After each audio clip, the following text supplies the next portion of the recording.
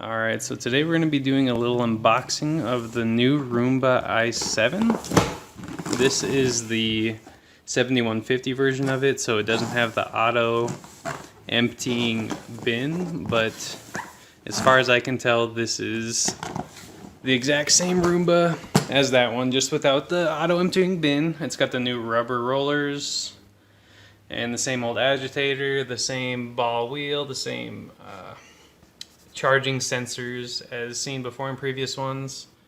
That does look new. That looks like it's a new camera for detecting and mapping out the home, which this one does do. I believe the Roomba 980 also did the same thing where it'd map out the room. But this one is just a lot newer and it's got a little bit newer technology. So let me go ahead and get the box open and we'll continue from there. So upon opening the box, here it is. Nice, shiny. It does look different than the 690 over there, as you can tell. It doesn't have the same carrying handle. It does have a tiny one right up front. It's a little better in my opinion than the old one. The old one did feel a little flimsy. This one does feel a little bit more durable. This Roomba does surprisingly feel lighter than the 690 did. Just a quick look here, we still do have the clean button right up top here. I believe it's a touch button along with these two being touch buttons. This one's your home button, so that one sends it home no matter where it's at. And this one is your spot cleaning, which I didn't know for about the first month I had my 690. But you can actually pick this Roomba up and set it down and hit the spot clean button and it will clean the area that you set it in. Kind of like if you swept up somewhere, you can have it vacuum that position. And right up here is what makes it stand above all the other ones. It does have another camera here, and this one's also used for mapping the room. And it also helps guide it, where that one only had the sensor on the top there. This one also does have it to help it with it, and its bumper still does have the bumper like the 690 did, which is also just another thing it uses to track around. Let's take a look at the bin here. So the bin does seem to be different. Let me set you down really quick.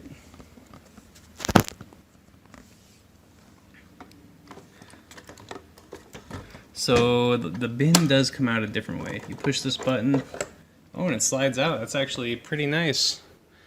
It lets you know that you can wash it, but not to wash the filter. The filter is different than the old one. The old one was a more flat concave filter. I believe this one's a HEPA filter. So it will filter out things such as pet dander, allergens, you name it. It is a lot smaller than the other filter. And it does look like it contains a secondary filter inside of there on top of the HEPA filter. Let's go ahead and take a look at it. Opens up just like that. You got a little release button right here. Then you have a secondary, okay, it's just a screen to block debris from coming in.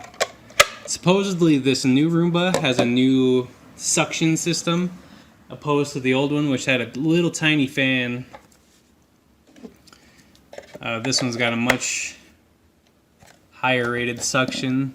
Inside this area right here is where it's at. It does have rubber gaskets, which is kind of nice. It's more sealed off than the old Roomba, or the 690 rather. I'm going to be just making most of my comparisons in this video to the 690's performance, seeing as that was the only other Roomba I've owned. And we got a little plastic that we have here wasted for the sake of storing a Roomba in. And we got the base here. This base, it looks almost exactly the same as the old base did for the 690, aside from maybe the rubberized base right here, which a problem that I had with my old 690 is sometimes it would stop going home, which we're gonna make the home right here. And I believe that's because the base wasn't very sturdy.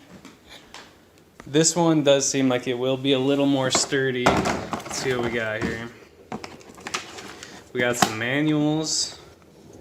If you're one of those nerds that are into manuals, the I-Series guide, it probably just let you know. Warranty, I got an extended warranty on it, so I'm not really going to worry too much about that. And it looks like this is the last part of what comes with this. I do see batteries in here. Just a little, oh, the batteries. So this right here, this is something to keep your Roomba from going to certain areas. I don't remember what they call these. Oh, it's called a virtual wall or invisible wall. So what it does is it just puts out an infrared signal for, to my knowledge, that'll keep the Roomba from going into certain areas. You can have it do a area effect, which tells it to stay away from one area. So one area that I did put this in that I found very useful was over near the shoes over here. It helps keep the Roomba just from getting over here and doing some off-roading on some shoes. But the line one also works well, the top one here, for keeping it out of, say, the kitchen over there. It would keep it from going over into the kitchen and wherever else you might need it to not go. We got the power cable for the base. We got an extra filter here, which will be pretty nice, seeing as all my 690 stuff is pretty useless now. An extra agitating brush and some batteries. Other than that, it seems to be pretty similar in packaging anyways. I'll go ahead and set those here for now. I was going to compare the old filter of the 690. They will not be compatible, obviously, because here's some of the old brushes for the 690 as well, which I'd recommend buying aftermarket. I got mine off Amazon because they work just the same, but they're way cheaper. Here's the old filter.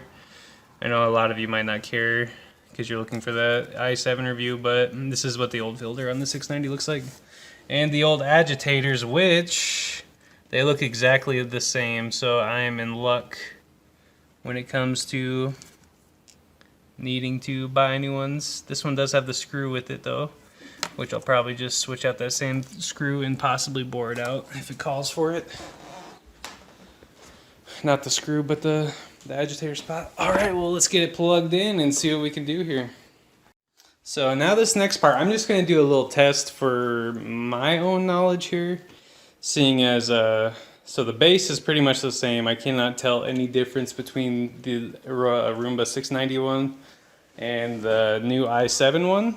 So I'm just gonna get some of this shit out of the way. And we're gonna go ahead and see how well it travels home.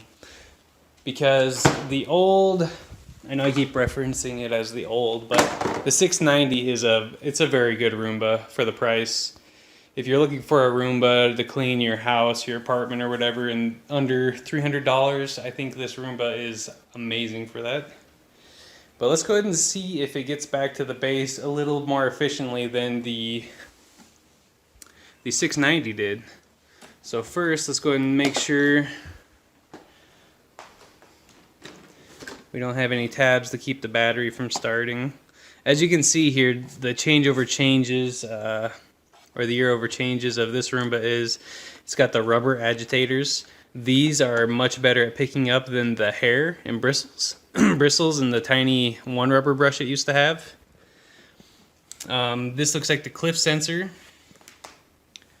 And I cannot see where we need to turn it on at. Maybe it doesn't come charged. If that's the case, that kind of is a bummer because the last one did come charged.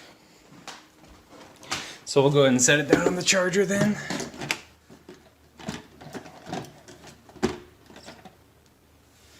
So this one's light is a little more fancy. It's got a little ring.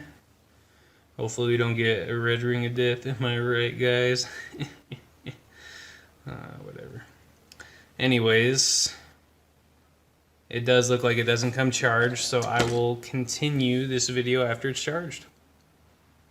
Alright, so I just told Google to send the Roomba home, and so this is just going to be a little test to see how long it takes it to get home.